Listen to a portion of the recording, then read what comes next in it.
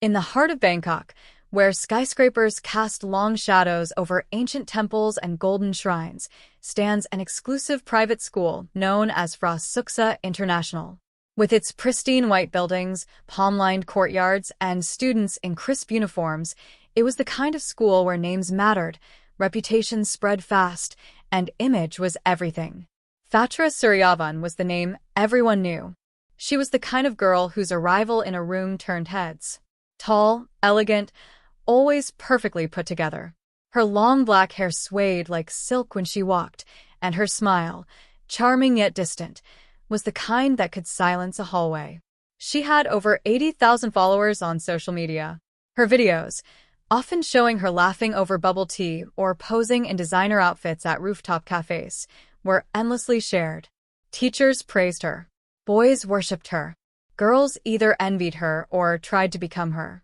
But no one really knew her. To them, she was perfect. A living highlight reel. What they did not see was what happened when the filters came off. Every morning, Phatra woke up at 5:30 sharp.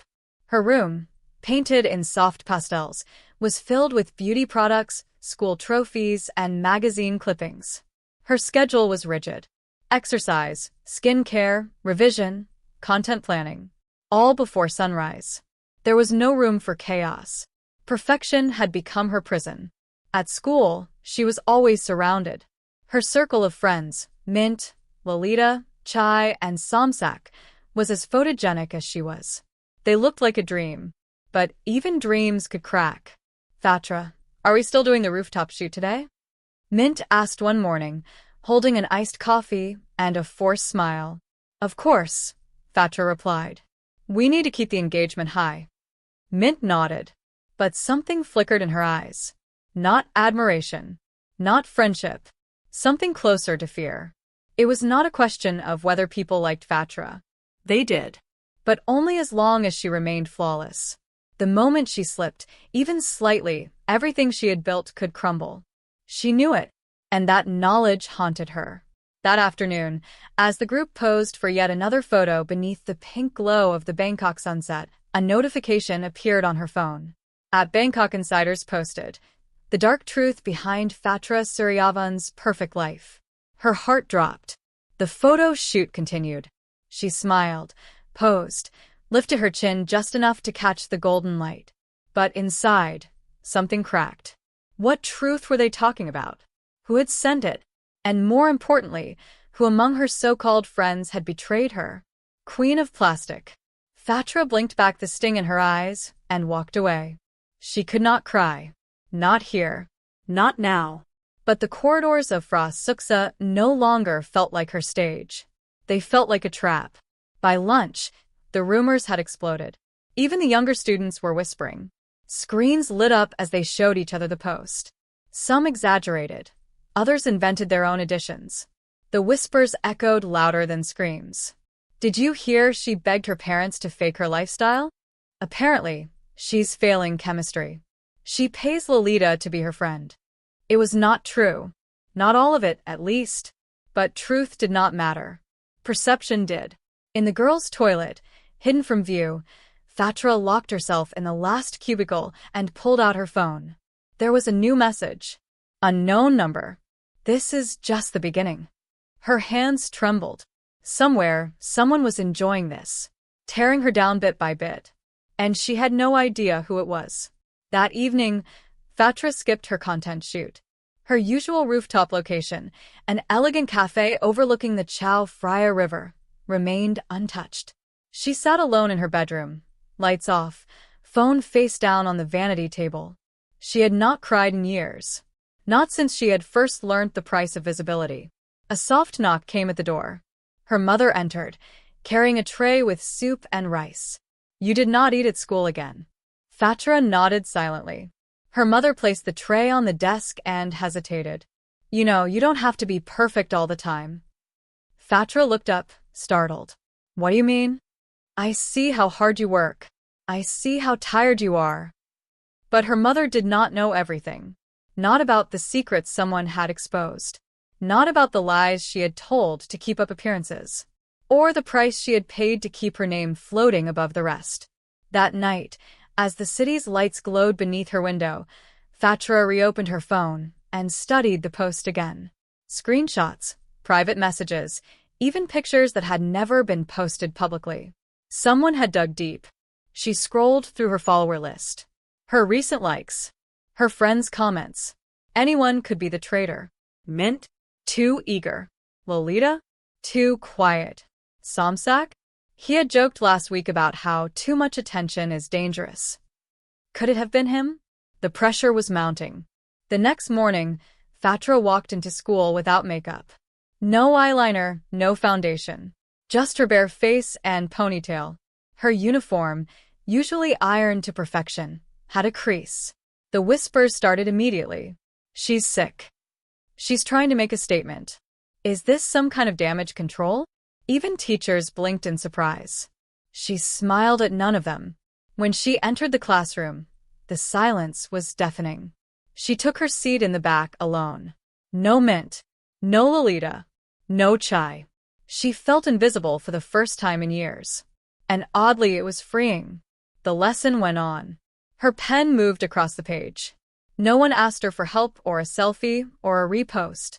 When the bell rang, a slip of paper fell from her bag. Folded neatly, no name. She opened it. The cracks are showing. Soon, everyone will see the real you. That night, another message arrived.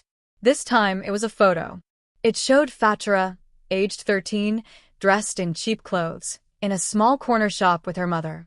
A time before fame. Before the brand. Before the mask. Her hands went cold.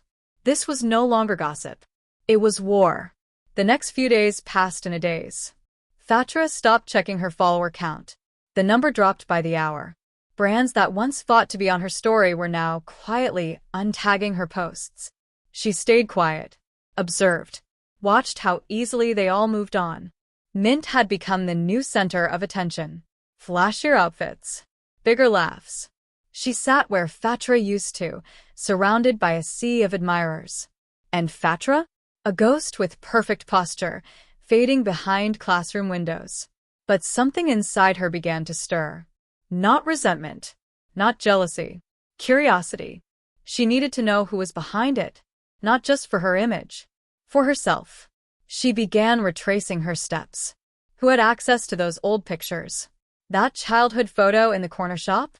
Only her mother and her old friend Narration. They had grown up in the same building. Their mothers worked together once. But they had drifted after high school began. He was quiet. Techie. The type who hacked school Wi-Fi for fun.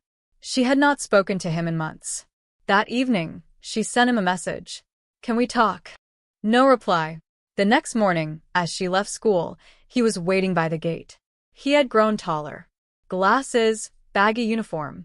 Same cautious smile. I thought you forgot I existed, he said. She smiled faintly. I'm starting to remember a lot of things. They sat on a bench outside the old fruit stall. The same one they used to stop by after school years ago. I need your help, she said. Narration raised an eyebrow. This about the posts. She nodded. He leaned forward, voice low. I've been watching too. Whoever's behind it, they're smart. They're not just some troll. They're close. Real close. Fatra's chest tightened. You think it's someone at school? I think it's someone who wants your crown but not your pressure. He pulled out his laptop. Within minutes, lines of code and access logs danced across the screen. See this? He said, pointing. The account that posted about you is managed by a secondary IP. Hidden behind layers. But one bounce landed here. Inside Frostsux's network. Her breath caught. Someone at school. Someone she saw every day. A shadow, lurking in plain sight. That night, Fatra could not sleep. Narayan's words kept playing in her mind. Someone who wanted her crown, but not her pressure. The more she thought about it, the more the same names circled back. Mint, who had been her biggest supporter. Lolita, always watching from the sidelines. Chai, charming but competitive. At school, Fatra pretended to go back to normal. She greeted people again. She posted a casual story of her lunch, showing nothing had changed. But everything had. She waited. and watched. At lunch, Mint sat across from her like nothing had happened. "You look better," she said, almost nervously. Fatra smiled coldly. "You too. The spotlight suits you." Mint blinked. "What do you mean?" "Nothing." Mint looked away. "People are just curious. It'll pass." But Fatra caught the flicker in her eyes. The brief hesitation. The way she avoided eye contact. After school, Fatra met Narration in secret again. They sat under the old staircase in Building C, away from the cameras. "I need to narrow it down," she whispered. "Mint, Lolita, Chai. It has to be one of them." Narration tapped his laptop. "There's more. Whoever it is, they're not just posting. They've accessed your cloud account too. Private notes. Drafts. Even your deleted photos." Fatra felt the ground shift beneath her. "That's impossible. I use facial ID. Passcode. Everything. They know your patterns. Your resets. Maybe someone who's seen your phone unlocked." The list grew shorter. Only one person had held her phone that often. Only one who borrowed it during rehearsals. Lolita. The quiet one. The loyal one. Was it a cover all along? The next morning, Fatra arrived early. The halls of Frasuksa were still quiet, the sun barely rising above the schoolyard walls. She waited by the lockers, watching. Lolita arrived exactly at 7:25, like always. Her hair tied neatly, uniform spotless. Her eyes widened briefly when she saw Fatra waiting. "Hi," Lolita said cautiously. "Can we walk together?" Fatra asked. They walked in silence toward the library. The school still half asleep. "I've been thinking," Fatra began, "about the leak. The photos. Everything." Lolita stiffened. "I know it wasn't random. Someone close to me did it.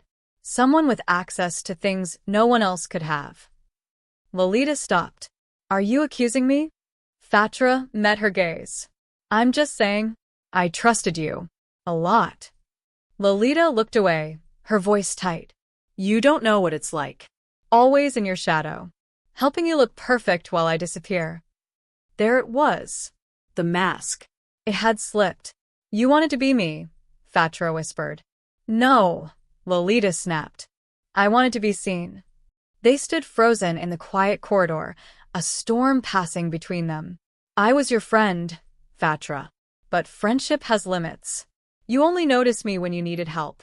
You never looked twice when I faded into the background." Fatra stepped back. "So, this is your revenge?"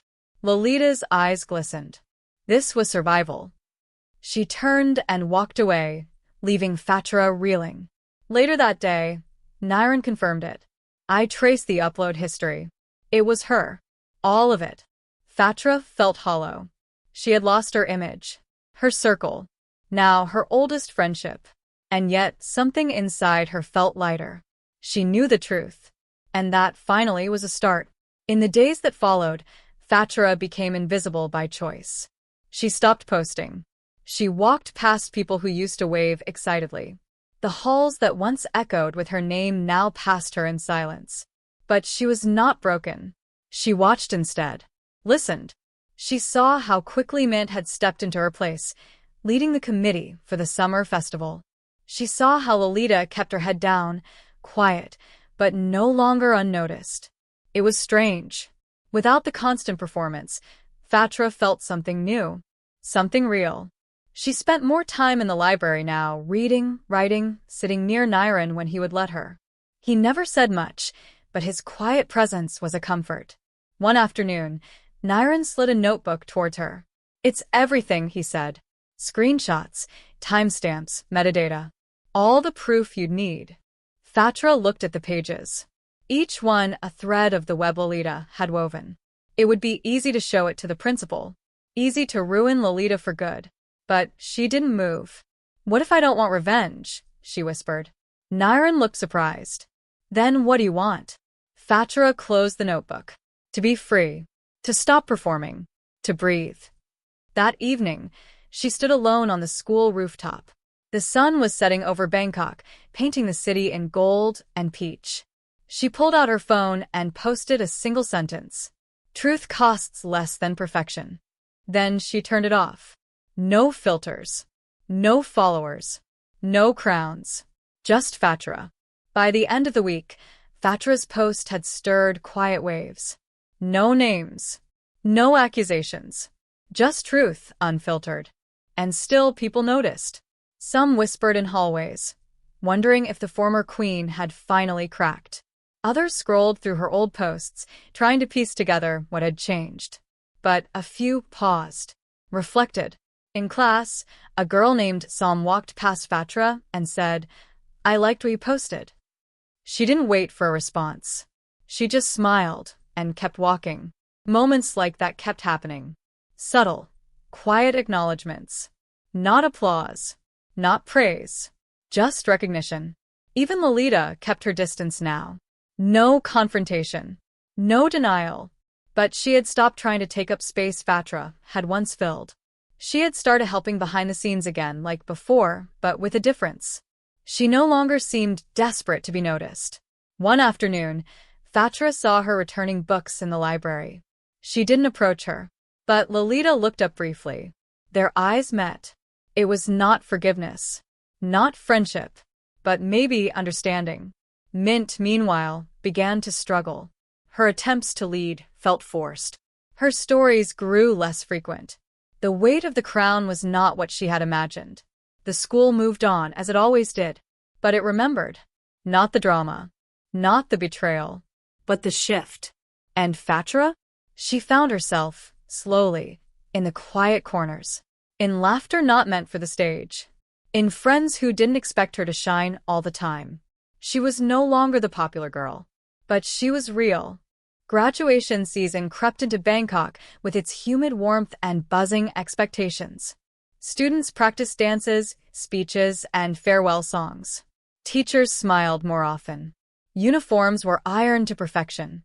Fatra walked through it all like a ghost finally at peace. She no longer led events.